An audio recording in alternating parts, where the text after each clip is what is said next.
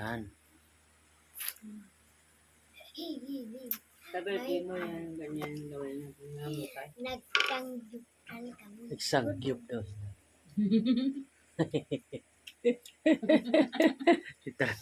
Nagsangyup. Sabi mo, kumain akong kamatis. Kamatis. Oh. Masarap pala.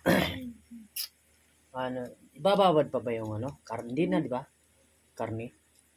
Eh, babad yun sa ano para maglasa? Saan ibababad?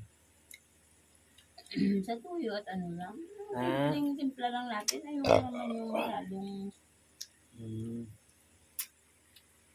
Sarap pa rin yung giniling yalo, eh, no?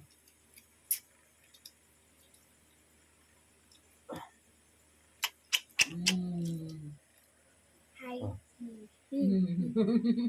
Patulog-tulog ka pa kasi.